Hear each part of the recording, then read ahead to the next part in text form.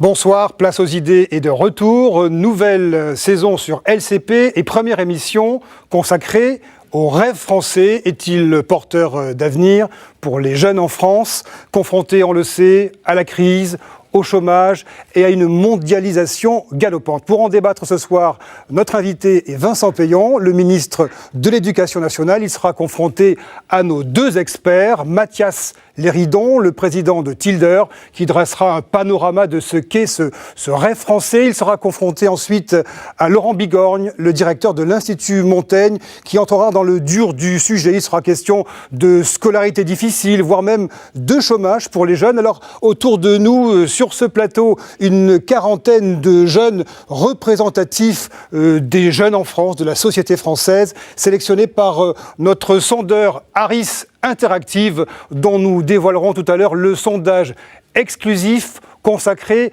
à ce rêve français. Alors, mesdames et messieurs, jeunes gens, je vais vous demander tout de suite de vous emparer de vos petits boîtiers blancs, vous en connaissez le fonctionnement, et de répondre à une première question. C'est un vote rapide. La question c'est, croyez-vous, oui ou non, au rêve français? Allez, c'est à vous de jouer. Nous répondrons de nouveau à cette question à la fin de l'émission, voir si votre opinion aura évolué. À vous de jouer. À tout de suite pour la première partie de Place aux idées. Générique.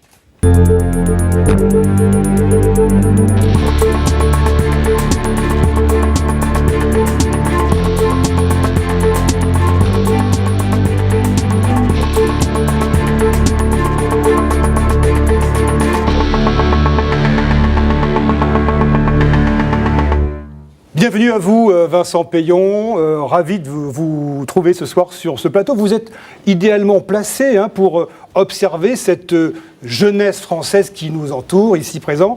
Elle se pose beaucoup de questions, cette jeunesse. J'ai envie de vous poser, moi, une première question. Est-ce que c'est le ministre de l'Éducation? Est-ce que c'est le prof agrégé de philo? Ou est-ce que c'est le père de famille qui va répondre à toutes nos questions? C'est sans doute les trois à la fois.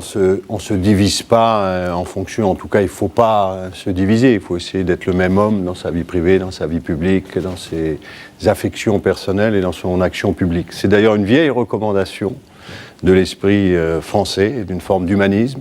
C'est d'essayer d'être le même et donc pas mentir. Et dans ses actions, de faire avec la totalité de son histoire, de ses attachements et de ses rêves aussi. Et quand on avance un peu en âge, l'important est aussi de garder ses rêves vivants. Alors j'aimerais qu'on me donne les résultats du premier vote qui a été effectué à la question « Croyez-vous encore au rêve français ?» Ils apparaissent là. Nous avons 15 oui, 30 non, un qui ne se prononce pas, un vote qui donc dans le vide, 15 à 30. 30 non, ça fait un peu beaucoup, c'est pas terrible, Vincent Peillon. C'est pas étonnant. Pourquoi ? D'abord, on le sait, on interroge des gens plus jeunes, mais on interrogerait des gens plus âgés, ce serait la même chose.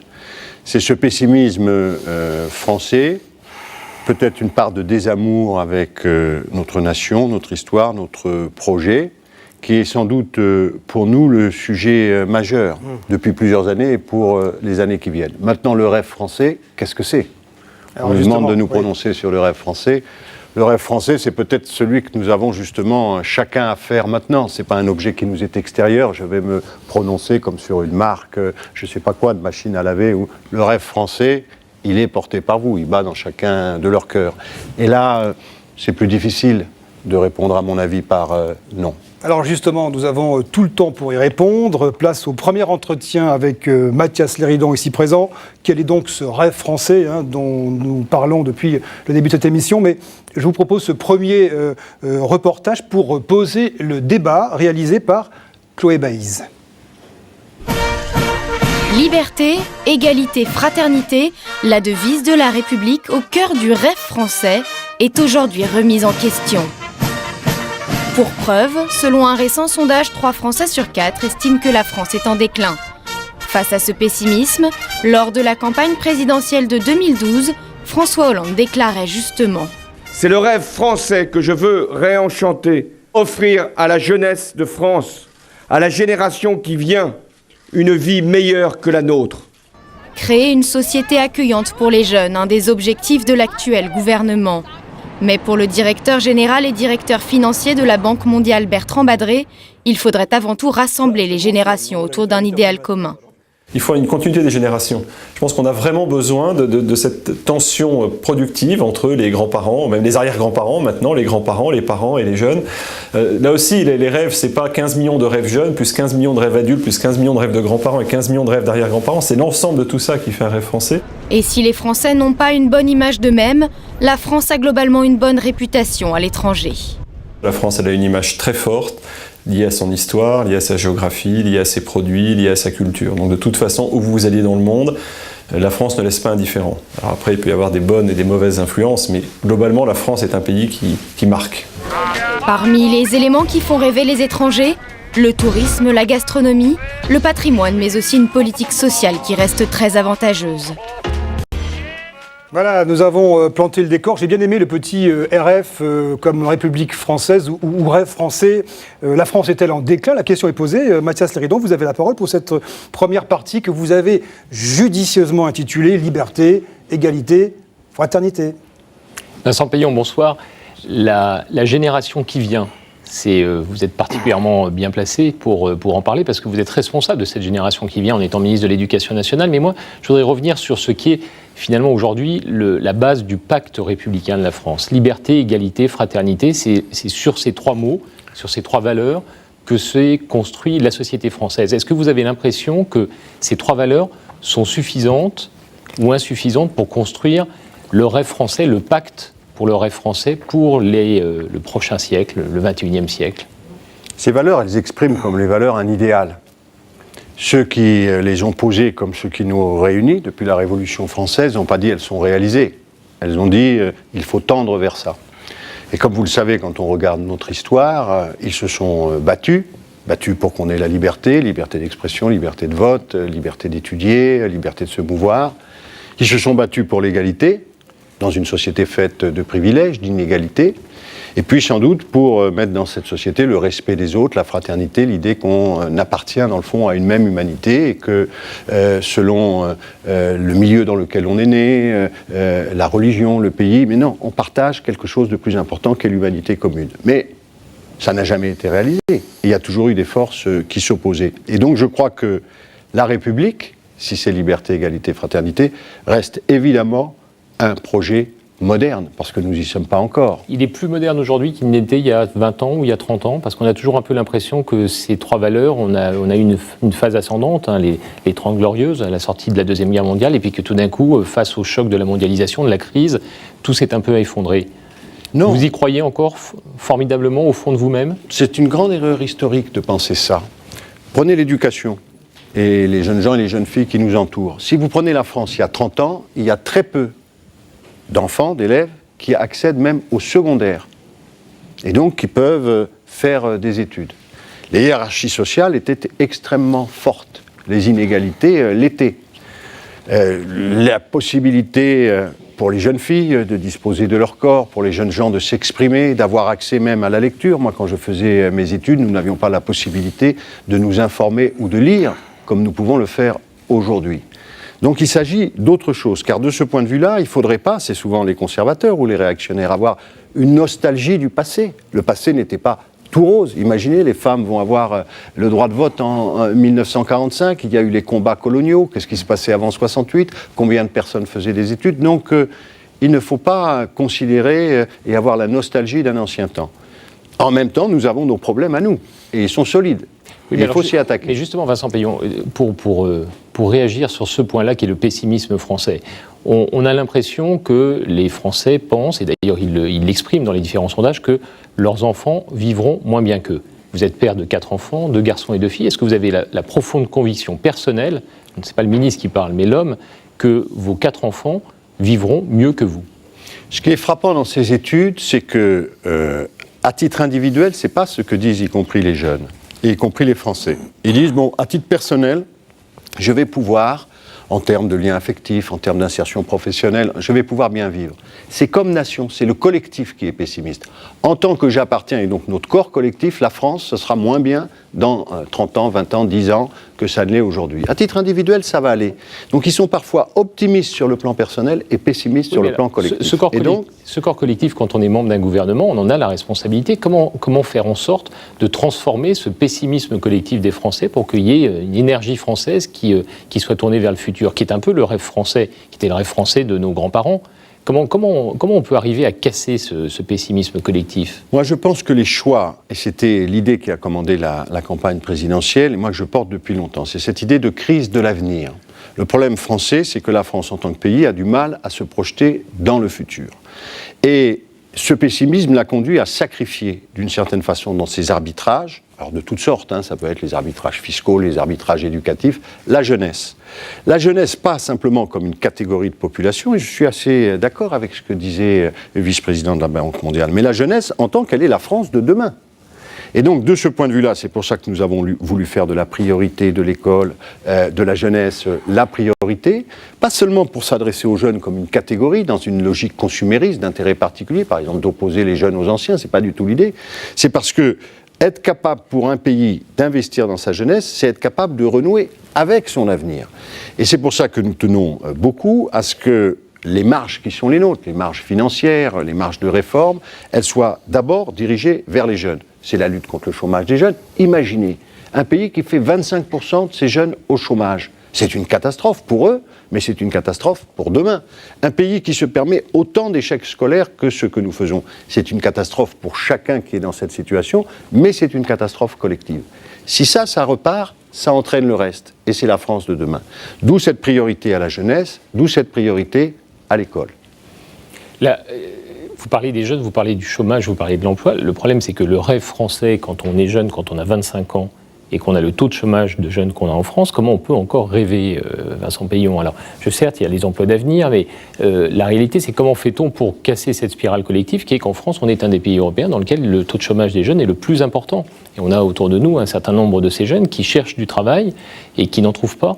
Donc, est-ce que c'est pas un discours politique, finalement, de dire oui, on va investir pour réenchanter cet avenir, trouver un avenir de la France, mais s'ils ne trouvent pas d'emploi, le premier rêve d'un jeune, c'est de trouver un emploi. Et aujourd'hui, n'en trouve pas. Mais vous avez raison. Et donc c'est pour ça que depuis 6 mois, enfin, après des années de hausse, mais parce qu'on a une action volontariste, on commence à avoir une baisse du chômage des jeunes. On pourra dire qu'elle n'est pas suffisante, il faut la continuer, mais on inverse une tendance qui était catastrophique. Vous savez, j'étais un peu plus jeune, mais en 97, lorsque nous arrivons avec Lionel Jospin, il y a 25% déjà de jeunes au chômage. Nous partons en 2002, dans les conditions que chacun connaît, 12,5. On revient 25% à nouveau. Et donc, il faut à nouveau faire baisser cela. Et ça a une vertu, évidemment, pour eux. Ils ont quand même le droit au travail. C'est d'ailleurs un droit constitutionnel. Mais c'est aussi, pour leurs parents, pour les grands-parents, quelque chose qui marque toutes les familles. Et d'ailleurs, on prend les contrats d'avenir, on peut prendre les contrats de génération. Quand un jeune trouve un travail, c'est toute sa famille et c'est toute la société qui se remet en mouvement. Et donc ça doit être une action résolue, continue. C'est pas l'action politique, elle vous concerne chacun. C'est pas le fiat divin, c'est pas je dis et puis ça va se faire. C'est une action. Ce matin, je recevais des entreprises, des grandes entreprises françaises ont signé des conventions pour l'emploi des jeunes en France et à l'étranger d'ailleurs. Voilà, c'est une action permanente pour donner les bonnes qualifications, moderniser les apprentissages, faire en sorte que les entreprises recrutent d'abord des jeunes et qu'ils trouvent leur place, lutter contre les abus de stage. Il y a un faisceau d'action. Mais ce que je veux dire, parce que c'est une mission en ce sens importante, et ils sont là, c'est que le pire, et il l'a dit d'une certaine façon, ce serait de penser, c'est toujours comme ça la France, on fait pour les jeunes, on ne fait pas pour les autres. Faire pour les jeunes, c'est faire pour tout le monde. Alors Vincent Peillon, Mathias Léridan, je vais demander une première réaction à nos jeunes présents ici dans la salle. Vous êtes, prenez le micro, vous êtes Anaëlle Codia, bonsoir. Bonsoir. Alors vous, racontez-nous un petit peu, où vous habitez Lille, est-ce que vous êtes étudiante, est-ce que vous travaillez ? Alors j'habite effectivement Lille, j'ai 24 ans et je suis donc étudiante salariée en parallèle de mes études. Donc je finis actuellement, je viens de terminer une licence en droit à l'Université de Lille 2. Et c'est vrai que pour rebondir sur ce que vous disiez, je m'interroge moi sur le pacte républicain. Justement, on parle de liberté, d'égalité et de fraternité. Aujourd'hui, est-ce qu'il ne serait pas intéressant pour nous, les jeunes, de nous redéfinir ces termes-là ? Qu'est-ce que ça signifie aujourd'hui l'égalité en 2013 ? Qu'est-ce que la liberté signifie ? Et qu'est-ce que signifie la fraternité pour nous ? Alors, il faut peut-être, c'est ce que vous nous disiez, en dehors de ce plateau, vous êtes, vous, de nationalité française, mais vos parents, eux, étaient de nationalité du Congo, c'est ça, le Congo-Brazzaville. Est-ce que vous avez, vous, ressenti une différence avec des parents d'une origine autre que française ? C'était pas la même époque, donc je pense qu'ils n'ont pas eu à faire face aux mêmes problèmes. Mais c'est vrai qu'on a l'impression, nous, d'avoir besoin de faire 2 fois plus. Donc on fournit 2 fois plus d'efforts, et en fournissant 2 fois plus d'efforts, on n'a pas l'impression toujours d'arriver à cette égalité dont on parle tant. Donc on se demande, est-ce que la France dont on parle aujourd'hui, est-ce que ce rêve français, est-ce qu'on va l'expérimenter vraiment un jour, ou est-ce que pour nous, il faudrait se diriger vers l'étranger en fait ? Je me demande combien de Français aujourd'hui expérimentent ce rêve dont on parle. Est-ce qu'il est vraiment actuel ? Est-ce que c'est vraiment un rêve vers lequel on tend ? Qu'est-ce qui se passe en fait ? Qu'est-ce qu'on nous propose aujourd'hui pour nous vraiment en France ? Qu'est-ce qui nous reste ? Anaëlle, vous parleriez, vous, d'une société inégalitaire ? Inégalitaire, oui, c'est ça. Ouais. Je dirais qu'elle est inégalitaire parce que on fait beaucoup de choses, on met beaucoup de choses en place, on essaie de faire beaucoup de choses, mais concrètement, dans les faits, on n'y touche pas, quoi. On a l'impression que c'est inaccessible. C'est là, mais on l'a pas. Alors on se demande qu'est-ce qu'on doit faire. Est-ce que c'est vraiment une question de diplôme ? Parce qu'à diplôme égal, on n'a toujours pas l'impression d'avoir les mêmes chances. Est-ce que vraiment, qu'est-ce que l'égalité au final ? Qu'est-ce que l'égalité aujourd'hui en France, quoi ? Jeunes Français, qu'est-ce qu'on a, quoi, pour nous ? Merci Anaëlle. Vincent Payan, voilà une belle interpellation. Et puis au fond, la description d'une société qui ne va pas si bien que ça. Mais ce qu'elle dit, parce qu'elle a dit à un moment, on a l'impression. Non, ce n'est pas une impression. Ce que vous dites est la vérité. Et elle est mesurée. L'OCDE, c'est un grand organisme, vient de rendre une étude qui montre que la France, non seulement est le pays le plus inégalitaire à l'égard de ses enfants à l'école, mais ensuite a été incapable de réaliser l'intégration première et deuxième génération. Et donc c'est une interpellation réelle pour l'ensemble des Français. Dans le même temps, nous avions un sondage il y a 15 jours pour dire que 70% des Français trouvaient qu'on faisait trop pour les étrangers. Ça n'est pas une réalité. Et donc c'est un combat. Mais c'est ce que je voulais vous dire tout à l'heure. La liberté, l'égalité, la fraternité, ce ne sont pas des notions figées. C'est des notions pour lesquelles nous devons nous battre tout le temps. Vous dites qu'il faut les réactualiser. Tous ceux qui les ont portées les ont toujours actualisées. C'est pas, je ne sais pas quoi, une espèce de figurine qu'on mettrait derrière une vitrine. C'est un combat permanent. Vous y ajouteriez laïcité, c'est ça ? Avec plaisir, oui. Avec plaisir, je mettrai laïcité. Mais j'ai regardé un sujet hier sur la liberté des femmes aux États-Unis, sur le droit à l'avortement, qui est contesté dans un certain nombre d'endroits. Je vois les problèmes de discrimination à l'embauche. Nous voyons l'écart entre les catégories sociales s'accroître en France dans les résultats scolaires. Eh bien, c'est la tâche permanente, ce que les anciens appelaient la grande tâche. Personne n'a jamais cru, en tout cas chez les démocrates, à la société réconciliée, tout le monde aime tout le monde, etc. Tout le monde a pensé que c'est un combat permanent. Et aujourd'hui, c'est vrai, il faut le mener fortement parce qu'il y a beaucoup d'inégalités, de discrimination, de racisme, de xénophobie et les jeunes le savent parfaitement. Oui, mais Vincent Payan, quand on est jeune, et nous avons tous été jeunes à un moment donné, on se caractérise par le fait de dire tout est possible. Et la réalité, c'est qu'on a quand même un peu l'impression qu'une partie de la jeunesse en France, aujourd'hui, elle se dit que tout est possible ailleurs et plus en France. Et c'est ça le problème, en fait, ce que disait Anaëlle, c'est qu'en fait, au fond, la France présente un projet de société, mais on a l'impression qu'il n'y a pas de connexion entre la jeunesse en France et ce projet de société, et qu'en revanche, il est probablement plus facile, plus accessible aux États-Unis, en Inde, en Chine, au Brésil, dans un certain nombre de pays. Donc, le problème, c'est est-ce que la jeunesse française, finalement, son rêve n'est pas de sortir de la France aujourd'hui ? Je ne crois pas. Il y en a qui vont à l'étranger, c'est pas un mal en soi. On va vivre dans un monde, nous accueillons aussi beaucoup. On n'en a pas beaucoup qui viennent en France. Si, beaucoup. Au contraire, il faut faciliter, nous l'avons fait, l'accueil des étudiants étrangers. La France reste, comme l'Europe d'ailleurs, regardez ce qui se passe en Ukraine, un pays qui est quand même très attractif par ses services publics. Notre école est gratuite. Vous allez aux États-Unis, allez faire des études aux États-Unis. Vous verrez comment vous faites. Allez vous faire soigner en Angleterre.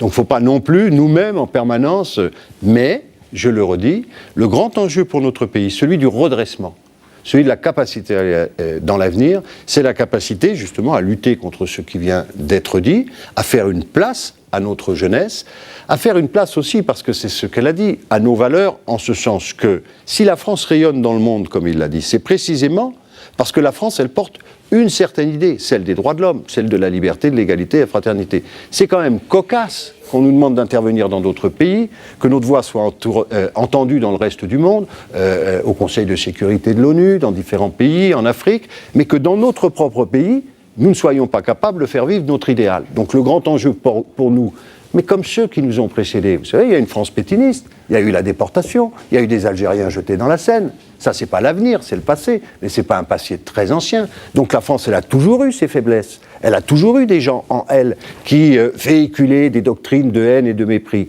Et donc, nous devons nous battre.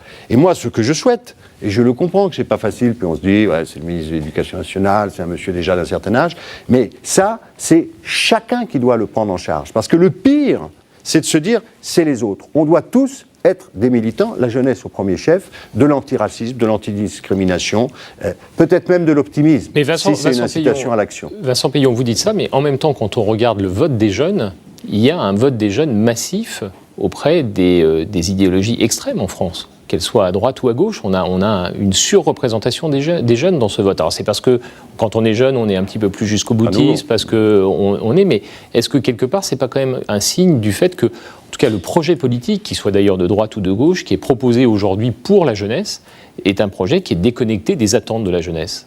Moi, je crois, j'ai beaucoup travaillé avec les jeunes quand on a décidé de faire de la jeunesse une priorité. D'abord, qu'il y ait une radicalité plus forte chez les jeunes.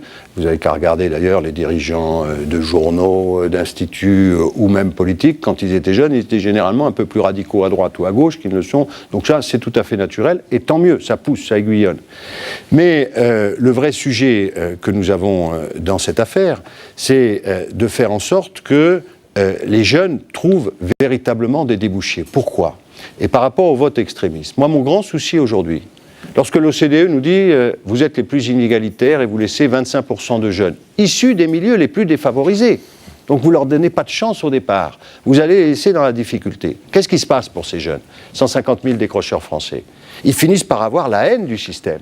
Ils sont en difficulté en grande section CP-CE1, on les fait redoubler, on a des évaluations sanctions, on les oriente précocement dans des filières qu'ils ne veulent pas. Alors eux, ils votent aux extrêmes, mais ils n'ont pas des extrêmes fraternels. Ils ont raison. On n'a jamais raison. Non, mais ils ont raison On n'a jamais raison au système. De voter pour les doctrines de haine. Jamais raison. Vous savez. Non, mais ils ont raison de se dire que le système éducatif français ne les a pas accompagnés, ou en tout cas ne les a pas suffisamment écoutés pour les accompagner. Le refonder. Mais par contre, je ne serai pas dans la démagogie qui consiste à dire, parce que nous sommes dans la difficulté sociale, il faut considérer que c'est mon voisin qui l'est aussi qui est responsable. Parce que ces doctrines de haine, qu'est-ce qu'elles disent? Elles disent je suis dans la difficulté, mais c'est de la faute à celui-là parce qu'il a telle couleur de peau, à celui-là parce qu'il est au RMI. Ça, c'est pas une solution pour la France. Alors, et d'ailleurs, historiquement, quand vous regardez les grands combats des mouvements de progrès, il y avait des gens qui étaient dans la difficulté sociale, ceux qui sont battus pour qu'on ait des retraites, l'assurance maladie. Mais leur réflexe, c'était pas d'accuser le plus faible à côté, c'était de dire on va mener des combats pour arracher ses droits pour tous. Et donc, il n'y a pas d'excuse sociale à voter aux extrêmes, mais c'est un danger qui guette notre jeunesse, et c'est une responsabilité pour nous, parce qu'un pays qui abandonne un quart de sa jeunesse, aujourd'hui, en gros, comme c'est le cas, c'est un pays qui va avoir une crise sociale, une crise économique et une crise civique. Alors, donc, c'est notre responsabilité. Il est temps, Vincent Peillon, de dévoiler les résultats de notre sondage Harris Interactive. Comment les Français perçoivent ce rêve national en question? Est-ce que tout cela a encore du sens? Élément de réponse avec Jean-Daniel Lévy, qui dirige le département opinion de Harris Interactive. Les Français ont plutôt une bonne image d'eux-mêmes. 57% d'entre eux se disent fiers d'être Français. Ce sont surtout les catégories supérieures, les sympathisants de gauche et les jeunes qui font partie de cette majorité. Il y a une forme de fierté d'être français parce que nous sommes le pays des droits de l'homme, parce que nous avons la capacité à pouvoir porter par-delà nos frontières les lumières, une connaissance, une forme de philosophie, un rapport également à la qualité de vie au quotidien, et que dans ce contexte-là, on est assez fiers d'être français. L'attente de collectif a encore aujourd'hui un sens, et a encore aujourd'hui un sens même de la part de la jeunesse, et que ces jeunes ont la volonté de s'intégrer dans la société française. Parmi les éléments de fierté, les Français citent d'abord la gastronomie, puis le patrimoine et les produits français. En France, peut-être plus que dans d'autres pays, que l'important, ça n'est pas forcément la production économique ou la valorisation ajoutée que l'on peut avoir à l'égard d'une production, mais plus ce qui fait la qualité de vie et la forme de fierté d'être français à travers la qualité de l'alimentation, les systèmes de solidarité ou une dimension culturelle dont on aimerait bien que le reste du monde s'inspire. Dernier du classement, l'éducation et la justice. Plus de la moitié des Français n'en sont pas fiers. Voilà pour ce sondage Harris Interactive. Alors, je vous ai vu sourire, hein, Vincent Payon, à l'évocation de la gastronomie française. Sondage, après tout, mi-figue, mi-raisin, Mathias Léridon. Oui, parce que d'un côté, Vincent Payon, 57% des Français qui sont fiers d'être Français, 61% des 18-29 ans, donc plus de jeunes qui sont fiers d'être Français, et puis 78% des sympathisants de gauche. Donc on aurait tendance à dire que plus on est éduqué, plus on est jeune, plus on est fier d'être français et plus on vote à gauche. Ça, c'est peut-être la partie humaniste de la société française, mais en même temps, quand on regarde les éléments pour lesquels on est fier d'être français à l'extérieur, la gastronomie, la culture, ça fait partie de l'histoire de la France, ça fait partie de l'image de la France, c'est très important. Mais la justice, l'éducation nationale, 30%, 40%. Le pacte républicain, il est quand même sur ça, il est quand même sur l'enseignement, sur la justice des uns par rapport aux autres. Donc comment est-ce qu'on n'a pas une espèce de grand écart, une espèce de fracture qui se crée entre des éléments d'image qui certes font partie de la culture et de la société française, mais qui ne sont quand même pas constitutifs de l'ADN du vivre ensemble, du lien collectif qu'il y a entre les Français? Je ressens la même chose que ce que vous dites. Je dois dire, donc il n'y a pas de... Et donc ça montre la tâche qu'on a à accomplir. Pourquoi? Parce que si la France rayonne dans le monde, depuis la Révolution française, c'est que la France porte précisément une idée, c'est la nation qui a porté cette idée d'une nation universelle. Donc qui porte des valeurs qui ne sont pas simplement le territoire, la langue, mais qui porte des valeurs et en particulier de droits. On est français pas uniquement parce qu'on appartient à une histoire. Les révolutionnaires disaient d'ailleurs l'histoire n'est pas notre code, mais parce qu'on partage des valeurs. Et des valeurs qui sont des valeurs universelles comme liberté, égalité, fraternité. Si ces valeurs est dans notre histoire, c'est l'école qui a porté cela, l'école de la République. C'est pour ça que je veux la refonder. Parce que si l'école est en crise, c'est la République qui est en crise. Si l'école est touchée, c'est la République qui est atteinte. Notre histoire est comme ça depuis 2 siècles. La justice aussi, quand vous pensez à ce qu'un quelqu'un comme Jaurès disait, c'est la République, c'est un immense mouvement de justice. Si on ne croit plus dans le droit, si on ne croit plus dans la justice, alors nous sommes atteints. Et donc, j'enregistre, ça ne me surprend pas beaucoup ce que vous dites. Je crois d'ailleurs que les hommes politiques, et là je vais être ouvert, je pense que la campagne de 2007 de Nicolas Sarkozy, elle était sur ce thème. Elle était de dire, il faut refonder la République. Après, il y a les déceptions. Il y a le débat identité nationale et immigration qui va à l'inverse de nos valeurs.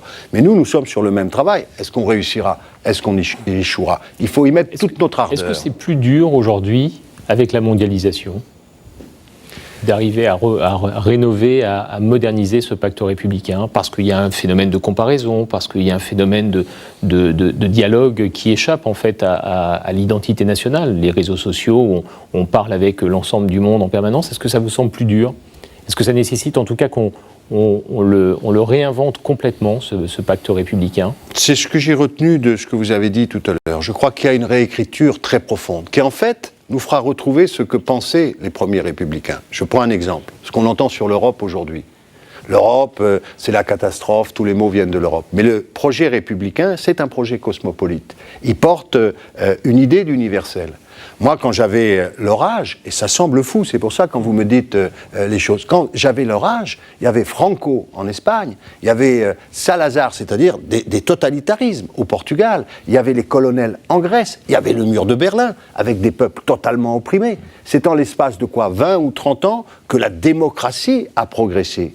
On parlait du salaire minimum européen avec la négociation en Allemagne. Ça n'existait pas, c'était la loi de la jungle. Il est en train de quand même se mettre en place. Donc c'est vrai que ça nous atteint, parce qu'on était les seuls à avoir ce modèle, et en même temps, le fait que des pays entiers sortent de la misère, les pays en voie de développement, ça nous fait peur, faut commercer. Mais ce sont nos valeurs. On ne va pas faire notre prospérité sur la pauvreté du reste du monde. Si l'Afrique se développe à 5% de croissance par an, il ne faut pas pleurer, il faut être à leur côté et essayer d'en profiter, parce que c'est conforme à nos valeurs. Et le discours français, trop décliniste, pessimiste, on a mal partout, mais on se replie sur nous-mêmes, c'est la mort assurée. Je vais vous prendre juste un exemple, qu'ils savent tous parce qu'ils l'ont étudié à l'école. Un être vivant, c'est un être qui a des échanges avec son milieu extérieur. Vous mangez, vous respirez. Quand on ferme, on meurt. C'est la définition même de la mort. C'est pareil pour une nation. Tous ceux qui veulent qu'on s'isole, qu'on fasse des lignes Maginot, le destin qu'ils nous proposent, c'est la mort de la France. La France, elle sera forte quand elle aura des échanges avec tout le monde. Alors Vincent Payon, puisque vous parlez de repli sur soi et de ce qui se passe finalement hors de nos frontières, je me tourne vers Jonathan Langlois. Prenez le micro, Jonathan, et présentez-vous. J'aimerais que vous apportiez votre témoignage. D'abord, votre âge. J'ai 23 ans Je viens de terminer ma première partie de césure dans un groupe, une agence de communication. Et je pars pendant 8 mois. Vous êtes déjà, pardonnez-moi, je vous coupe, Jonathan, vous êtes déjà dans la vie active. Hein, c'est ce que je voulais vous faire dire. Voilà, j'ai travaillé pendant 6 mois pour le groupe Havas. Et quel a été votre parcours en tant qu'étudiant? Vous êtes allé à Marseille? J'ai fait un BTS Commerce International. Et puis j'ai intégré l'École supérieure de commerce de Marseille pendant 2 ans. Pendant 2 ans. Et à la sortie, vous avez à 23 ans intégré... Et donc à 23 ans, j'ai intégré un grand groupe de communication pour travailler pendant 6 mois. Et ensuite, j'ai travaillé en parallèle un projet que je mène avec 5 autres étudiants pour aller promouvoir notre conception du rêve français auprès des terminales et des premières dans tous les lycées français internationaux du réseau de l'AEFE, que vous devez connaître. Alors pour vous, Jonathan, il faut, selon vous, exporter cette image de la France. J'ai envie de vous dire pourquoi.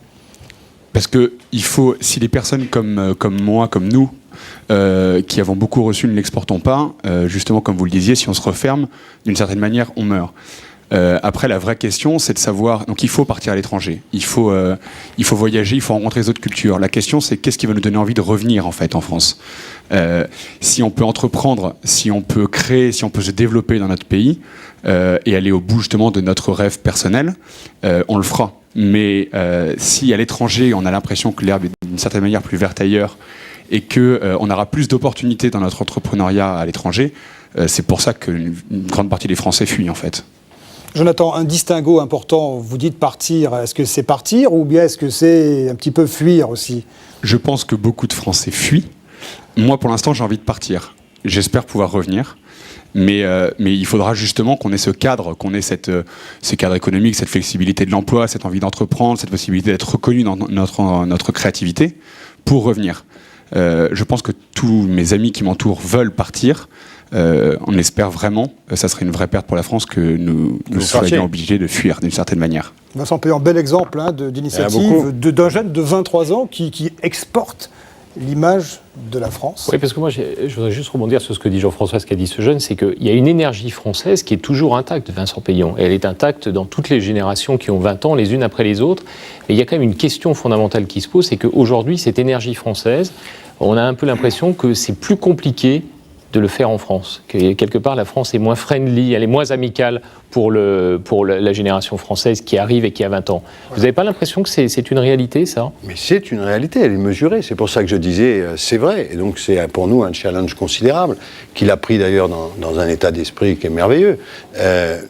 Il faut d'ailleurs pas avoir peur, parce qu'il y a une distinction à faire, c'est ce qu'a fait Jean-François Aquili, entre ceux qui disent, c'est la première partie de votre intervention, je vais à l'extérieur, et c'est aussi une part du rayonnement de la France. Par exemple, notre système scolaire est extrêmement demandé à l'extérieur, la francophonie se porte bien, et ce matin, ce que je faisais avec Schneider, hier avec Réseau de France, c'est précisément exporter même nos professeurs pour que des pays, c'est l'Algérie, c'est le Pérou, puissent bénéficier des mêmes formations professionnelles qu'on a ici. Après, il faut faire en sorte effectivement que quand vous reveniez, vous trouviez à vous insérer et vous épanouir. Merci à vous, Mathias Léridon. Nous allons quitter le domaine du rêve pur, si je puis dire, et nous allons pratiquer un retour dans le réel avec Laurent Bigorne de l'Institut Montaigne. Voilà, Laurent Bigorne qui s'installe, bienvenue à vous. C'est la deuxième partie de Place aux Idées. Je vous rappelle votre magazine sur LCP consacré au rêve français avec notre invité Vincent Payan, le ministre de l'Éducation nationale. Y a-t-il des raisons pour les jeunes d'espérer aujourd'hui? Nous allons entrer dans le dur, Laurent Bigorne, mais tout d'abord je vous propose ce reportage, on va dire consacré peu ou prou à l'échec scolaire avec Chloé Baïse. Le système scolaire français serait-il dans l'impasse? Dans le dernier classement PISA, la France n'est que 25e sur 65. Cette enquête évalue tous les 3 ans les performances éducatives des élèves âgés de 15 ans dans les pays de l'OCDE. La France a un score moyen et en très nette baisse par rapport à il y a 10 ans. Toujours selon PISA, le problème français, c'est bien l'inégalité de son système éducatif. Ses étudiants sont nombreux à le ressentir. L'école française est pas forcément très égalitaire. Tout le monde n'a pas accès au diplôme et donc tout le monde n'a pas la même insertion professionnelle par la suite. Donc ça qui est un petit peu dommage dans le système français. L'école peut indiquer et donner des exemples ou des opportunités, mais c'est surtout, je pense que c'est vraiment le réseau qui joue énormément et savoir saisir les opportunités au moment venu. Mais alors, quelle solution pour diminuer l'échec scolaire? Peut-être copier les pays qui font mieux. Avoir une approche un peu différente de l'école, que ce soit peut-être plus ludique, moins scolaire, français, quoi, franco-français. Par exemple, je pense qu'il y a dans les pays du Nord, je crois qu'il y a beaucoup moins de devoirs, à la maison, mais qu'en classe on débat plus, il y a plus de dialogue, c'est moins le professeur face à ses élèves. Parfois j'ai l'impression qu'il n'y a pas beaucoup de suivi de la part des enseignants, que ce serait bien de privilégier des plages en dehors des cours pour pouvoir aider les élèves. Par exemple dans des matières un peu plus techniques, style les mathématiques, où souvent les élèves ont plus de difficultés dès le départ. Comme le révèle également l'enquête PISA, les élèves français sont en effet de moins en moins performants en maths. La France a perdu 16 points depuis 2003. L'éducation est pourtant le deuxième budget de l'État français. J'irais un peu contre le pessimisme ambiant qui a toujours dénigré la scolarité française. Moi je pense qu'on a un niveau scolaire qui nous permet après sur le marché du travail de valoir quelque chose, même par rapport aux autres pays européens. Donc je ne me fais pas trop de soucis et je crois en l'avenir. Ouais. L'avenir, pas le même pour tous. 150 000 jeunes quittent chaque année prématurément le système scolaire, sans qualification ni diplôme. Oui, ça fait réfléchir, cette étonnante enquête PISA. Alors, il est très mauvais en maths, mais il pose de bonnes questions.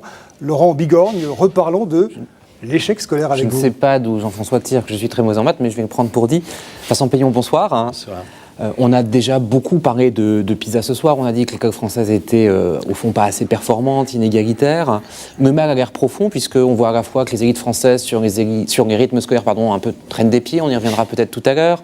Qu'il y a des réflexes corporatistes qui jouent, c'est-à-dire qu'on veut bouger un peu les classes préparatoires aux grandes écoles et rééquilibrer le système. On a l'impression qu'on touche à la République. Est-ce qu'au fond, vous n'êtes pas un peu le ministre qui dérange? Et corollaire de cela, est-ce qu'au fond, il est aujourd'hui possible d'équilibrer à la fois l'ambition pour la réussite des élèves et puis, allez, je vais être méchant, le confort des enseignants? C'est-à-dire que, est-ce que vous avez envie de percuter un peu ce confort des enseignants pour rendre le système plus performant? Est-ce qu'on concilie les deux principes? En fait, je pense, et je rebondis sur ce qui a été dit tout à l'heure, c'est le confort de tout le monde. Parce qu'il ne faudrait pas dire que c'est les enseignants qui sont responsables, c'est pas eux qui avaient supprimé 80. Voilà, je sais bien, donc c'est pour ça que je le précise. C'est toute la nation qui doit prendre conscience de ce que nous faisons. D'une certaine façon, ce que le jeune homme disait là dans le reportage n'est pas faux. Notre école, elle n'est pas mauvaise pour 75-80% des jeunes, et on voit qu'il y a une corrélation étroite entre les diplômes et l'insertion professionnelle. Mais elle laisse de côté, et là on est les derniers de tous les pays de l'OCDE, une frange de plus en plus importante de jeunes. Et cela, alors, c'est nos futurs. C'est-à-dire que non seulement l'école leur fait du mal, ils échouent à l'école, mais en même temps derrière, c'est la cascade. C'est pas d'insertion professionnelle, pas de métier, problème de santé, problème affectif. Quand vous regardez quand même l'ensemble des parcours, donc nous sommes une machine à faire du mal à un certain nombre de gens.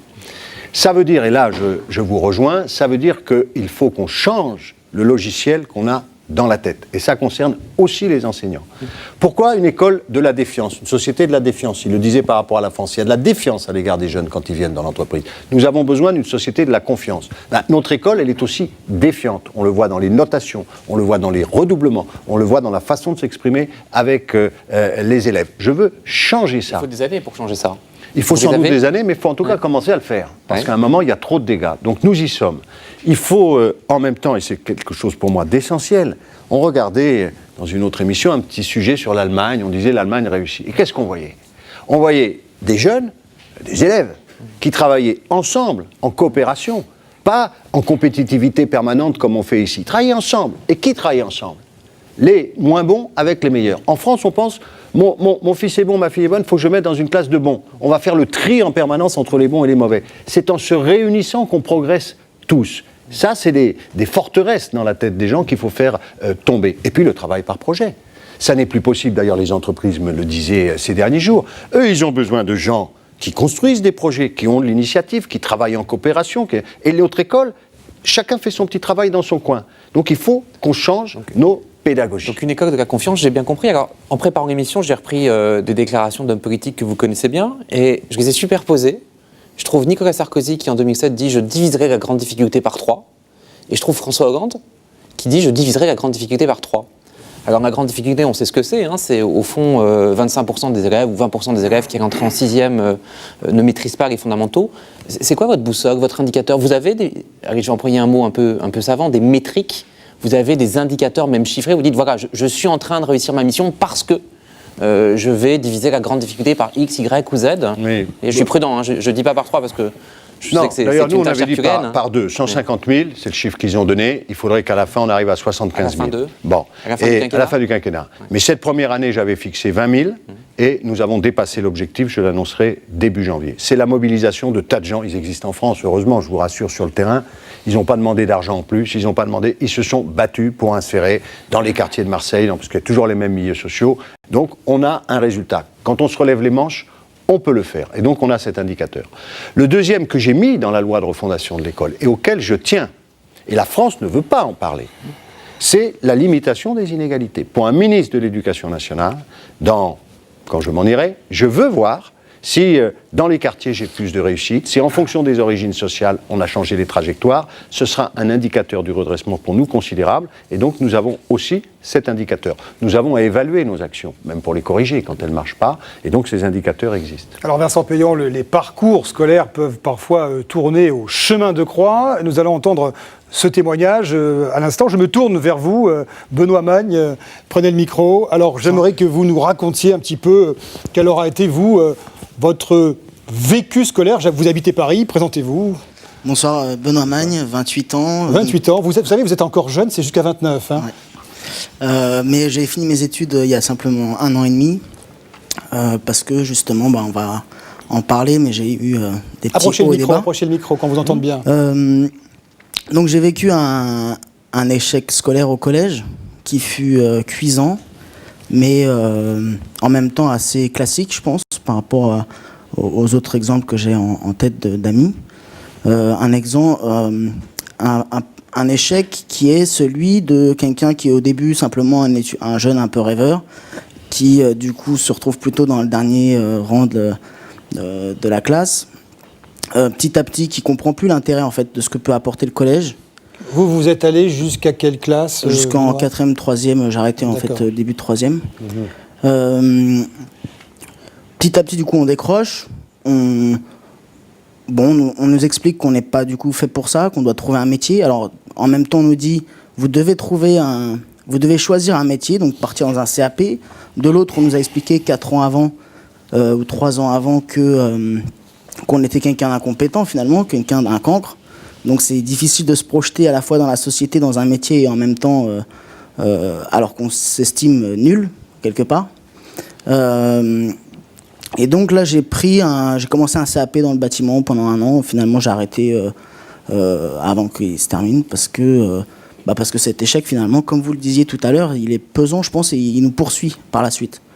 Et jusqu'à 19 ans, j'ai fait, comme je pense beaucoup de personnes dans cette situation-là, qui ne se voient pas dans la société, qui se sentent pas avec un avenir à construire, enchaîner des petits boulots, donc livreur de pizza, monter des parfums dans la chaîne de production. Vous avez fait ce que vous avez pu pendant toutes ces années. Manœuvre dans le bâtiment, en alternant, parce que quand on est dans cette situation-là, on travaille juste le nombre de mois qu'il faut pour commencer à avoir du chômage, et puis on se met au chômage, puis jusqu'à la fin de nos droits, et puis ainsi de suite.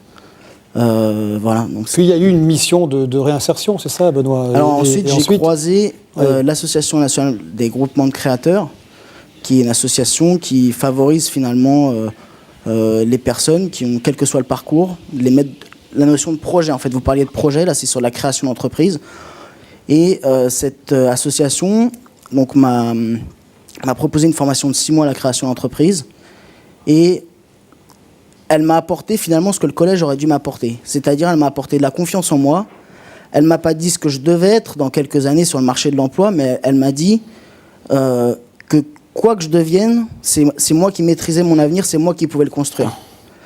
Et en 6 mois, elle m'a donné suffisamment d'essence pour reprendre des études supérieures, donc avec validation des acquis de l'expérience, de la première année de l'université jusqu'à la 5e, un Master 2. Et aujourd'hui, vous êtes dans la vie active. Je suis dans la vie active, en CDI, avec un salaire confortable, avec une mission intéressante et un sentiment d'être utile à la société. Merci pour ce témoignage très complet et très précis, Benoît. Vincent Payon, l'école n'a pas toutes les réponses, au fond, à des parcours souvent, parfois, pardon pour le mot, mais chaotiques, mais qui, heureusement, finissent bien et pas forcément à l'école. Hein. Mais elle devrait les avoir. Parce qu'en réalité, c'était pas chaotique. Il l'a dit, c'était avec sa gentillesse, mais c'était brutal. C'est que l'école provoque de l'échec. Il n'est pas en échec substantiellement. C'est que dès que quelqu'un est un peu différent, n'a pas le même rythme, a besoin d'un peu plus de temps, peut avoir une période qui n'est peut-être pas faite pour les apprentissages abstraits. Trop de normes. Trop normé, trop standardisé. Bien sûr, n'accompagne pas individuellement et ne crée pas cette confiance, on le voit dans les études. Les élèves français sont ceux qui ont le moins confiance en eux-mêmes, au point même de ne pas finir les examens, parce qu'ils se disent « je ne vais pas y arriver ». Donc on est dans cette culture de l'échec, de la défiance à l'égard de soi-même. Ce que nous devons faire, c'est inverser cela et donner les moyens pour le collège, pour l'école avant, et puis à tout moment de changer. Quand je fais les campus d'excellence pour les formations professionnelles, vous disiez un CAP, oh c'est vu de façon négative, tu vas faire un CAP. Mais on peut avoir à un moment, parce qu'on a envie, besoin de faire un CAP, mais il ne faut pas que ça interdise de devenir ingénieur derrière. Ce n'est pas une voie sans issue. Or la mentalité française, c'est toujours de vouloir séparer, faire des voies sans issue, insister sur des échecs. Et donc l'enjeu majeur pour nous, c'est précisément d'éviter cette production de l'échec. On en est les responsables. Ce n'est pas un échec par nature. Mais Vincent Payon, oui. Quand j'ai écouté, en préparant l'émission, le témoignage de Benoît, moi j'ai tout de suite pensé à l'ouvrage que vous connaissez bien de Jean Keppen, qui s'appelle Banlieue de la République, sur Clichy-sous-Bois et Montfermeil. Je le dis pour ceux qui nous écoutent, qui est une belle monographie, où, au fond, Jean Keppen expliquait avec son équipe de chercheurs que l'institution vis-à-vis de laquelle il y a le plus de conflits, d'antagonisme, même d'esprit de revanche dans ces deux villes, c'est l'école. Et qu'à l'intérieur de l'école, c'est au fond ceux qui sont en charge d'orienter professionnellement les élèves, en tout cas de les aider à construire cette orientation. Qu'est-ce qu'on fait concrètement? Parce que je comprends bien tout ce que vous dites sur l'état d'esprit. Qu'est-ce qu'on fait concrètement pour changer ça dans le système? D'abord, on change totalement la façon dont on va faire cours au collège. Je viens d'accorder des heures en plus aux professeurs pour qu'ils puissent travailler par petits groupes, travailler par projet, travailler en interdisciplinaire. Ensuite, on change les programmes. Car en fait, ce que PISA a dit, mais que personne n'a vu, comme d'habitude, c'est que si on nous dégoûte des mathématiques, etc., c'est parce qu'on est le pays qui va faire des mathématiques totalement abstraites au lieu de pratiquer des méthodes inductives, c'est-à-dire où ça a quand même un lien avec le concret. Il y a aussi des raisons pour lesquelles les gens sont dégoûtés. Ensuite, c'est ce que je fais actuellement, c'est une orientation choisie. Nous expérimentons dans 8 régions. Jusque-là, c'est les professeurs qui décident. Je veux faire ça, mais le conseil de classe décide. Là, on donne le dernier mot aux élèves et aux parents. Moi, je veux faire ça, et donc j'y vais. On me laisse ma chance. Ensuite, il faut arrêter avec la notation sanction. C'est des blessures terribles. Le 3, le 6, sans commentaire. Il faut aussi arrêter avec les redoublements. L'OCDE vient le dire. On fait 35% de redoublements. Ça sert strictement à rien. Et enfin, il faut permettre toutes les passerelles. Je vais vous donner une anecdote. Moi, j'ai fait comme vous. Je suis ministre de l'Éducation. À un moment, j'ai arrêté mes études. J'en pouvais plus. J'ai un homme. Tout le monde était paniqué autour de moi. J'ai un homme, professeur au Collège de France, très grand résistant, qui est le seul qui m'a dit « mais il n'y a pas de problème ». C'était comme ça se faisait dans l'Antiquité, ça se faisait. Tu as envie de voyager, tu as une difficulté à un moment, ça n'est pas grave. Parce que l'important, c'est cette confiance, c'est cette identité qu'on doit créer. Et cet état d'esprit, on doit l'avoir à l'égard de chacun. Et dans le fond, quand je vous ai entendu avec un témoignage fort, que vous dites, mais une personnalité qui a l'air... Cette expérience que vous avez eue, essayez de la garder pour les autres. Parce qu'on a besoin de Français, vous en êtes un, vous êtes un adulte, vous avez 28 ans, qui puissent dire aux autres, mais à un moment, tu trébuches, à un moment, tu as des difficultés, ça ne te juge pas toi. C'est pas toi qui est en question. C'est que tu as besoin d'un autre intérêt, d'un autre accompagnement, peut-être d'une pause à un moment de ta vie. Et quand on regarde les jeunes, 4 enfants, pas beaucoup, j'ai d'ailleurs une fille qui vit à l'étranger, eh bien, ils ont tous, et chacun d'entre nous à un moment de la vie, peut-être besoin à un moment de faire pédale douce, d'avoir une autre expérience, de s'ouvrir sur autre chose, de livrer des pizzas, c'est pas inintéressant. Moi, j'ai été employé au wagon-lit, c'est là que j'ai le plus appris quand j'ai arrêté mes études. Bon. Donc, c'est une vision plus riche qu'on doit avoir. Le fait que vous êtes docteur et philosophe au demeurant, et je m'intéresse au ministre philosophe un instant, et on va parler de Sisyphe, si vous voulez bien 30 secondes. Est-ce que quand on voit l'ampleur des problèmes à régler, tous ces calages, tous ces enjeux qui sont si importants dans le système, le témoignage de Benoît est évocateur, mais je suis persuadé qu'on pourrait interroger les 40 jeunes ce soir, il y aurait 40 témoignages importants. Est-ce qu'au fond, on ne ressent pas de la colère et de l'énervement quand en plus, il faut aller expliquer à des profs de classe préparatoire dont les mieux rémunérés gagnent jusqu'à 100 000 euros, donc parmi les fonctionnaires les mieux payés de la République, qu'il faudrait savoir remettre un peu d'équité dans le système, un peu de justice, un peu de justesse, et au fond savoir aussi à un moment où les moyens publics sont contraints, faire un effort vers justement les zones et les élèves les moins favorisés de la République. Moi j'ai à respecter tout le monde, mais très clairement je vous réponds, le problème français n'est pas celui de ces élites, pour lesquelles d'ailleurs nous mettons davantage de moyens, ce qui est quand même curieux. C'est ces 25% d'élèves qui sont en difficulté, dans lesquels même la Cour des comptes, ou l'OCDE, ce n'est pas des organismes gauchistes, disent la France c'est un scandale. Elle ne donne pas les mêmes chances aux enfants des zones d'éducation prioritaire qu'aux enfants... Dans le secondaire, pas assez dans le primaire, hein. C'est au fond de profil de financement. Et dans certains grands lycées, y compris par rapport à l'université, les classes préparatoires, que les jeunes qui ont vraiment besoin de l'école. Parce qu'ils n'ont que l'école. Ils n'auront pas les cours particuliers. Ils n'auront pas à la maison tout. Et nous continuons de faire l'inverse. On apprend mardi que la France est donc la dernière. Et puis, jeudi, les grandes manifestations, c'est pour les quelques milliers d'élèves pour qui, on va dire, ça va mieux. Alors, je n'ai rien contre eux, je veux qu'ils réussissent, j'admire leurs professeurs, mais je pense que la France, collectivement, doit quand même se saisir des vrais problèmes. Et le vrai problème, ils l'ont dit tout à l'heure, hein, ce qui est devenu insupportable, c'est que ça, c'est vrai pour tout le monde, jeune ou vieux.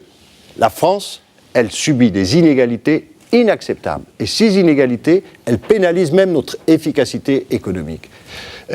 Sur la question du travail que vous avez soulevée tout à l'heure, moi ce qui m'a frappé, y compris par rapport au diplôme, les jeunes qui vont à l'étranger viennent et me disent, mais là-bas, quand on a un talent, on va monter un festival on a fait quelque chose. Quand vous venez pour demander un rendez-vous, on ne vous demande pas quel diplôme vous avez, on vous demande qu'est-ce que tu as fait.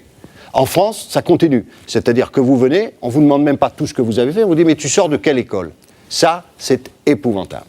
Alors Vincent Payon, on a bien vu à travers des trois premiers témoignages, Anaël qui travaille pendant ses études, Jonathan qui est déjà dans la vie active et Benoît qui a su si bien rebondir. J'aimerais qu'on s'arrête une minute sur ces jeunes qui sont confrontés aux difficultés d'entrer, de se lancer dans la vie active. Voici ce qu'en dit dans le détail notre enquête Harris Interactive avec Jean-Daniel Lévy. Premier constat, les Français sont très largement pessimistes quant à l'avenir des jeunes. Seulement un quart d'entre eux pensent que les moins de 30 ans vont pouvoir bénéficier de droits sociaux, trouver un logement ou obtenir un crédit auprès des banques. Pourquoi ce manque de confiance en l'avenir des jeunes? Explication avec Jean-Daniel Lévy, directeur du département opinion d'Harris Interactive. On est aujourd'hui face à des Français qui, d'une manière globale, sont inquiets à l'égard de l'avenir. Et lorsqu'ils expriment cette forme d'inquiétude à l'égard de l'avenir, ils considèrent que leurs enfants, ou en tout cas que la jeunesse, rencontrera un certain nombre de difficultés. Les Français sont notamment très pessimistes en ce qui concerne l'accès à l'emploi. Là encore, la crise a changé les perceptions. La perception selon laquelle l'emploi que l'on trouve n'est pas forcément un emploi qui apparaît comme étant sûr, stable, en CDI, et que la précarité qui touche les jeunes d'une manière générale ne va pas être amenée à toucher uniquement les catégories populaires, mais également ceux qui peuvent être diplômés et qui ne vont pas immédiatement pouvoir trouver une activité professionnelle complètement stable ou avec un niveau de revenu qui est en cohérence avec le niveau d'études ou le niveau de diplôme qui a été réalisé. Dernier élément, 84% des Français pensent que les jeunes vivront moins bien que leurs parents. Voilà, je vous résume cette formule de Harris Interactive, les Français qui se déclarent, je vois les chiffres, c'est ce que disait à l'instant Jean-Daniel Lévy, largement pessimistes quant à la capacité des jeunes âgés de moins de 30 ans, Vincent Payon, à franchir les différentes étapes de la prise d'autonomie. Ce n'est pas très rassurant, cher. Oui, on a un peu le sentiment en écoutant ce portrait de la France, parce que c'est ça dont on parle, d'avoir une société où au fond, aujourd'hui, les jeunes sont un peu offerts en pâture, et pardon de filer les métaphores gréco-latines, mais c'est un peu Chronos qui mange ses enfants. Une société donc où les vieux mangent les jeunes, ou en tout cas les vieux laissent peu la place. On avait entendu le président de la République, candidat, nous dire qu'il donnerait la priorité à la jeunesse. Et là aussi, en préparant l'émission, je me suis rendu compte qu'une des premières mesures du gouvernement, ça a été de traiter la question des retraites. Or, le système français, on a beaucoup parlé de comparaison internationale ce soir, c'est déjà 15 points de la richesse nationale dédiés aux pensions, c'est-à-dire quasiment le maximum mondial. Est-ce que le changement, c'est pas aussi maintenant pour ça? Est-ce qu'il n'est pas temps de rééquilibrer les politiques publiques pour traiter le chômage des jeunes, pour traiter leur insertion professionnelle, plutôt que de nous parler de la retraite, sachant que par ailleurs, ce n'est pas une mesure qui en termes générationnels, est très équitable, parce que la retraite à 60 ans pour une population qui va vieillir beaucoup, objectivement, c'est un horizon qui s'éloigne. Donc pardon de la question un peu... provocatrice. Un peu abrasive, mais est-ce que le changement pour ça aussi, c'est maintenant ? Oui, le changement, c'est maintenant. Les premières mesures, j'ai fait le premier collectif budgétaire, c'était quand même des mesures qui allaient vers les jeunes, vers les familles. C'est d'ailleurs les premiers résultats qu'on a, on peut les trouver insuffisants, c'est sur le chômage des jeunes, avant même le chômage des seniors. C'est absolument essentiel. C'est l'augmentation des bourses pour les étudiants. Ils sont dans une situation de grande précarité. C'est pour moi les emplois d'avenir professeurs. Ça veut dire un étudiant en 2e année, quand il est boursier, nous lui donnons de l'argent pour qu'il puisse devenir professeur, etc., etc. Donc c'est un certain nombre de mesures. Mais par rapport à ce qu'on a entendu, et là il l'a dit tout à l'heure dans le reportage, il ne faudrait pas que le pessimisme soit ce qu'on appelle un argument paresseux. C'est-à-dire que les parents disent « Ah bah pour les jeunes, ça va être beaucoup plus dur que pour nous », et puis, d'une certaine façon, on ne peut rien y faire, fatalisme. Parce que si le pessimisme, c'est ça, vraiment, je suis contre. Et il y a un petit goût français comme ça, à dire « Ah bah ça ne va pas, ça va être dur pour les jeunes », mais quand on veut faire des réformes pour les jeunes, il n'y a plus personne. Donc les mêmes qui disent « ça va être dur », ils ne font pas les choix ou les arbitrages pour que ça le soit moins. Et donc moi, au-delà de l'alternative, optimisme, le type Kébéa, pessimisme, je courbe, etc., je pense que ce ne sont pas des alternatives d'action. Ce qu'il faut, c'est agir et mobiliser toute la société autour des jeunes. Et pour le faire, je vous le dis, c'est les jeunes qui me l'ont expliqué. Je me souviens à Strasbourg, ils m'ont dit, venez pas nous dire des mesures spéciales pour la dentisterie, pour les jeunes, pour les lunettes, du catégoriel, du petit. Nous, justement, on a plus d'ambition que ça. Mais les mesures pour la jeunesse, il faut faire comprendre à tous les Français que c'est des mesures pour tout le pays. Alors justement, on va s'y arrêter un instant. On sait aujourd'hui la caractéristique d'un pays où les retraités ont un niveau de vie au moins égal, voire supérieur à celui des actifs. Donc c'est assez terrible, hein, parce que ça veut dire au final que l'incitation à entrer dans la vie active sur le marché du travail est quand même à la fin du jour un peu réduite. Je prends une mesure très concrète. Aujourd'hui, mes parents, que j'adore, qui sont retraités, payent moins de CSG que moi. Est-ce que ça, c'est pas inéquitable, compte tenu du fait qu'en tendance, les retraités ont un niveau de vie qui est au moins égal, voire supérieur à celui des actifs? Est-ce que c'est pas un levier pour agir à un moment ou à un autre? Bien sûr, faire des économies en dépenses publiques, mais si on va chercher des recettes fiscales, si on va chercher des moyens nouveaux, est-ce qu'à un moment ou à un autre, il ne faut pas, plutôt que d'inventer des impôts qui risquent de peser sur la compétitivité ou sur l'emploi, est-ce qu'il ne faut pas tout simplement avoir le courage de dire à certaines populations, ok d'accord, vous votez plus, mais en même temps, effectivement, on a besoin de plus de solidarité intergénérationnelle aujourd'hui? Si, bien entendu. D'ailleurs, c'est ce qu'on essaye de faire avec la difficulté des redistributions. Vous avez évoqué les classes préparatoires. On a eu le débat sur les retraites. On a eu aussi le débat sur les familles. Et chaque fois, entre la belle idée et la capacité du pays à mener cette réforme, on voit qu'il y a un écart parfois chez les mêmes. C'est pour ça que je dénonçais conservatisme des élites françaises, là ou... Je pense qu'on a une crise de l'esprit public depuis longtemps. Et je le vois par exemple quand j'ai voulu redonner aux enfants, vous l'avez évoqué, une matinée de classe que tous les adultes avaient, que tous les pays du monde ont et qui permet de mieux lire, écrire, compter. Ça a été le déchaînement d'un certain nombre d'égoïsmes, on va dire, ou d'intérêts particuliers. Très bien relayé. Donc on est très fort pour se plaindre. Mais les mêmes qui se sont plaints qu'il faut faire quelque chose, d'ailleurs, on est les rois du rapport. On fait faire des rapports sur tous les sujets à des gens très compétents qui nous disent ce qu'il faut faire, revenir à 4 jours et demi, faire ça sur les classes. Et puis quand on le fait, c'est le déchaînement des mêmes. C'est un formidable paradoxe. Et donc moi j'ai quand même envie de leur délivrer un message de...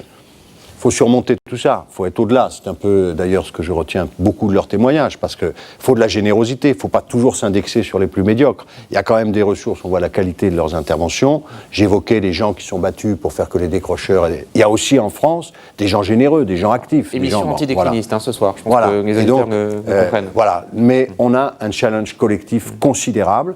Et ce challenge, moi je continue de le dire comme dans la campagne. Je souhaite d'ailleurs que le gouvernement redise plus que l'ensemble de son action, c'est une action dont la priorité est la jeunesse. Parce que ça, les Français l'avaient quand même entendu dans la présidentielle. Ça avait du sens pour tout le monde, pas seulement pour les jeunes. Pour les plus âgés, on l'a un peu perdu de vue dans de la compétitivité, du fiscalisme, du rhum, etc. L'axe majeur de la France, pour les 10 ans qui viennent, ça doit être capable de se redresser, de se redonner un avenir et donc des perspectives à sa jeunesse. Et j'ai envie de dire, juste, vous me permettez, je suis trop long, à toutes ces jeunesses. Parce qu'il y a un truc qu'on n'a pas dit ce soir, c'est qu'il y a des jeunesses pour qui ça va très bien, et puis il y a des jeunesses pour qui ça va très mal. Et les jeunes m'avaient dit, quand j'avais commencé à travailler sur ces questions, faites attention parce que nous savons, les jeunes, qu'entre nous, il y a beaucoup de différences. Et donc, c'est pour toutes les jeunesses. Alors Vincent Payan, il y a 40 pères Dieu qui nous regardent autour de nous ici, et j'ai envie de rebondir sur votre propos en posant la question, est-ce que, au fond, on a la sensation aujourd'hui, est-ce que les jeunes ont la sensation de grandir dans une réserve de vieux, pardon pour le côté un peu trivial de cette question, et je me tourne vers vous, Delphine Fleury, prenez le micro, présentez-vous. Oui, donc Delphine Fleury, formatrice en insertion depuis récemment. Donc vous êtes formatrice, ça c'est ça, pardonnez-moi, ouais. Je suis un peu éloigné. Oui, formatrice en insertion. Vous avez quel âge ? 26 ans. 26 ans. Donc c'est récent, j'ai obtenu mon titre en mai dernier. Et du coup, effectivement, je suis face à des jeunes ou des moins jeunes, face à des difficultés d'insertion professionnelle. Donc vous, concrètement, vous accompagnez les jeunes à entrer dans la vie active. Exactement. Et cette sensation, sommes-nous dans une société qui privilégie au fond les plus âgés ? Alors, j'ai pas forcément cette impression directement, notamment, quand on a le témoignage de Benoît qui nous parle aussi de tout ce qui est entrepreneuriat, etc. Je trouve qu'il y a quand même pas mal d'associations qui se mobilisent pour favoriser la création d'entreprises des jeunes, d'une part, et d'un autre côté, je vois aussi pas mal de chefs d'entreprise qui veulent faire du social d'une certaine manière et veulent intégrer des jeunes en stage, en emploi, alors peut-être précaire, mais en tout cas essayer de les insérer dans leur entreprise. Pas forcément des anciens, mais plutôt des jeunes. Alors vous vivez à Rennes, c'est ça ? Oui. Et vous avez traité de nombreux dossiers, j'imagine. Comment ça se passe ? Concrètement, c'est une salle de formation où on a entre 10 et 15 personnes, d'horizons divers. Ça peut être des personnes du Pôle emploi, des personnes qui viennent de missions locales, des personnes qui sont d'origine étrangère. Et ce sont des parcours à chaque fois différents, des parcours chaotiques bien souvent, avec leurs difficultés. Et le but du jeu, c'est qu'ensemble, et en s'entraidant, ils arrivent aussi à trouver des solutions d'insertion. Et Delphine, pour conclure ce témoignage, vous êtes finalement relativement, vous, optimiste. Oui. Complètement, assez optimiste. Après, je suis pas idéaliste, mais je pense qu'il y a des choses qui sont possibles et il faut pas être trop pessimiste, effectivement, tout simplement. Vincent Payan, j'imagine que vous goûtez ce témoignage. Oui, je pense qu'il n'y aurait rien de pire, parce que je le connais, c'est la question d'abord d'opposer, parce que les chômeurs de plus de 50 ans, ils souffrent aussi. Donc moi, je n'ai pas envie d'opposer. Il ne faut pas opposer les deux catégories. On ne s'en sortira pas, c'est la spécialité française, c'est toujours la faute à l'autre. Non, on a un défi collectif, et évidemment autour de la jeunesse, de l'emploi. Après, le pire, et c'est Laurent Bigorne l'a dit d'ailleurs, parce que je pense que c'est derrière votre idée, et c'est les témoignages, c'est que si c'est pour se jeter des cendres dessus et ne rien faire derrière, et faire, c'est notre grande spécialité depuis un moment, de la déploration, on s'aime pas, on n'est pas bon, etc., ça sert à rien. Si c'est dire, on a des problèmes, on relève les manches, on peut le faire, parce qu'on a quand même des valeurs, alors là, ça vaut vraiment le coup de prendre conscience des réalités, elles sont quand même difficiles pour beaucoup, mais de se dire, ça, on peut le faire. Et pour le faire, on a besoin de notre jeunesse. Alors, ils peuvent aller voyager, ils peuvent faire des échanges, mais revenez quand même à un moment. Alors, je reviens, Vincent Payan. Effectivement, si on regarde à l'échelle macro, on a en gros 2 millions de jeunes aujourd'hui, avant 30 ans, qui ne sont ni en emploi, vous savez, ni en formation, et plus à l'école ou à l'université. Donc c'est un stock assez considérable. Est-ce qu'au fond, vous vous sentez interpellé par cette masse, pas vous en tant qu'individu, mais vous en tant qu'étant à la tête d'une des institutions les plus importantes du pays en matière de formation, avec deux options. Est-ce que premièrement, le lien entreprise-école aujourd'hui, je sais que vous l'avez à cœur, je sais que vous avez installé un conseil, mais est-ce qu'on va assez loin pour rapprocher les deux univers? Parce qu'on voit bien en écoutant Delphine qu'on a besoin de clips, on a besoin à un moment ou à un autre de faire un effort. Et puis, est-ce qu'on en fait assez pour les moins qualifiés? Je pense notamment à l'apprentissage. Un des paradoxes de ces derniers mois, c'est qu'on voit effectivement que les emplois aidés augmentent. Ce n'est pas d'ailleurs l'apanage de ce gouvernement, d'autres l'ont fait avant vous, mais on voit qu'effectivement le poids des emplois d'avenir fait qu'on augmente les emplois aidés, et puis on voit l'apprentissage des moins qualifiés qui diminue. Vous ne vous sentez pas interpellé par ces phénomènes, ou comment vous allez les traiter? Si, bien entendu. Sur les 2 millions, il y a d'abord des difficultés qui sont majeures, qui sont déjà constituées, y compris pour ces personnes. D'ailleurs, quand on dit on va aller chercher les décrocheurs, il faut le faire. Les 20 000 dont je parlais tout à l'heure, mais il faut déjà tarir aussi en même temps la source, parce qu'eux, ils sont déjà en difficulté. Il faut fermer le robinet. Donc il faut agir sur les deux. Il ne faut pas se dire uniquement on va faire derrière, on va cautériser les plaies. Il faut en même temps arrêter d'en produire 150 000 chaque année. Maintenant, le divorce idéologique entre l'État et l'entreprise, il faut arrêter. C'est une catastrophe. Et moi, je considère, personne ne nie que j'ai quelques valeurs républicaines, l'école, elle doit former des citoyens. des individus libres, mais elle doit vraiment faire l'insertion professionnelle. Et de ce point de vue... C'est une mission de l'école. Ça a été reconnu en 2007 comme une mission de l'université, mais vous dites c'est une mission de l'école aujourd'hui. C'est une mission fondamentale de l'école. Et d'ailleurs, vous savez, ce qu'on exporte mieux, nous, école française, je l'ai indiqué tout à l'heure, ce sont nos centres de formation professionnelle qui sont en plus excellents. Bon. Et là, je veux vraiment qu'avec les entreprises, car vous l'avez dit, il y a quand même des gens, c'est pas assez encore, hein, je le vois sur les stages, je vois sur la nature des contrats qu'on propose, il y a des grands discours, il n'y a pas toujours les actions qui vont avec. Mais il faut s'unir, il y a quand même beaucoup de gens de bonne volonté, et dans les entreprises, et changer d'échelle d'une certaine façon. Vous savez, stage de 3e, on ne les trouve pas. Aller dans un lycée professionnel, qu'est-ce que vous disent les profs ? On ne trouve pas les stages pour les élèves. Donc il faut vraiment que chacun, nous, je suis prêt à bouger, l'éducation nationale va bouger, les entreprises doivent le faire aussi en face de nous. Alors, juste avant de conclure avec vous, hein, Laurent Bigorgne, je vais demander aux 40 jeunes ici présents de reprendre votre petit boîtier blanc magique. Apparemment, vous savez vous en servir, c'est beaucoup plus simple qu'un smartphone, hein, et de voter de nouveau, vous savez, à la même question que je vous ai posée en début d'émission. Croyez-vous encore au rêve français ? On va voir si vous avez été convaincu par ces quasi 70 minutes de débat. On est évalué, la conclusion. Allez-y, votez et on donne le résultat tout de suite. Laurent. Oui, peut-être une dernière question, je reviens à Pisa, Vincent Payon. Moi j'ai été très frappé, il y a eu beaucoup de phénomènes commentés, le Vietnam nous est passé devant. Et je crois que quand on regarde les pays du vieux monde par rapport aux pays qu'on dit souvent du nouveau monde ou les émergents, le fait que ce pays, qui est un gros pays, qui est un grand pays, nous passe devant dans Pisa, doit nous interpeller. Et j'aurais aimé avoir votre sentiment sur ce renversement de l'histoire d'une certaine façon. Mais je pense que plutôt que d'être jaloux des autres pays ou d'être dans la déploration, dans le fond du vieux continent, du vieux monde, de la vieille France, il faut prendre ça, pour nous tous, comme une occasion de nous dépasser. Et c'est ce que je disais tout à l'heure. Le fait qu'on se compare à d'autres, ça n'est pas mauvais. Et c'est quelque chose qui, on a des défauts, on doit les corriger. Et quand des pays vont mieux, mais tant mieux pour eux, plutôt que d'être... Et nous, on a des efforts à faire, faisons-le. Les syndicats regardent ce qu'on est en train de dire, vous en avez discuté avec eux de Pisa, vous avez essayé de mettre ça un peu au cœur de la discussion, puisque je sais qu'il y a beaucoup de discussions en ce moment, notamment sur le métier d'enseignant. C'est quelque chose qu'ils ont en tête, selon vous ? Vos interlocuteurs sont conscients de la situation, notamment les inégalités dont on a parlé ? Les enseignants sont blessés, comme je pense tous les Français, de découvrir que leur pays est le plus inégalitaire, parce que quand même tout le monde partage les valeurs de justice. Mais entre cette prise de conscience et les décisions qui permettraient de lutter contre, c'est plus difficile. Mais je vous le redis, parce que là aussi, on veut opposer les uns et les autres. Mais ça concerne tout le monde. Les enseignants, ils ne sont pas différents des autres. Les entreprises, les enseignants, les parents, etc., les responsables politiques, tout le monde doit mesurer qu'il ne s'agit pas seulement de prendre conscience, mais qu'il s'agit derrière de prendre des décisions.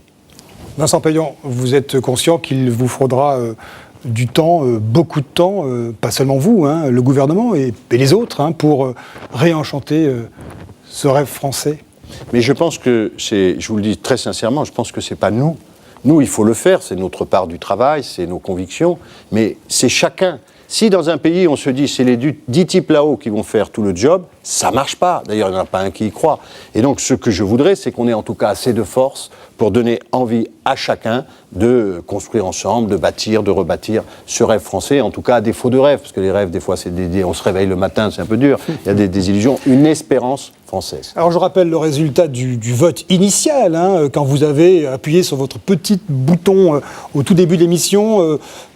Croyez-vous encore au rêve français ? Vous disiez oui avec 15 voix et 30 non. Eh bien, ça a évolué depuis, Vincent Payon, puisqu'il y a 19 oui en légère progression et 27 non. Le non recule. Donc, vous avez été finalement plutôt convaincant, relativement convaincant. Oui, c'est comme les sondages concernant les politiques aujourd'hui. Hein. Ça progresse doucement. Hein, ouais. Merci Vincent Payon d'avoir été l'invité de cette première édition de Place aux idées. Prochain rendez-vous, les jeunes en France, Place aux idées, ce sera le 27 février. Nous serons tout juste à peu près un mois avant les municipales. Le thème sera être jeune en ville ou être jeune en zone rurale. Je tiens à remercier également Mathias Léridon et Laurent Bigorgne. Merci à toute l'équipe qui aura préparé cette émission, ce magazine. Pour connaître les dates et les heures de rediffusion de ce Place aux idées, je vous invite à consulter le site internet de LCP. Et évidemment, un grand merci à vous tous, les 40 jeunes qui nous ont entourés et à ceux qui ont brillamment répondu à nos questions. Merci à vous. Et à bientôt pour Place aux idées.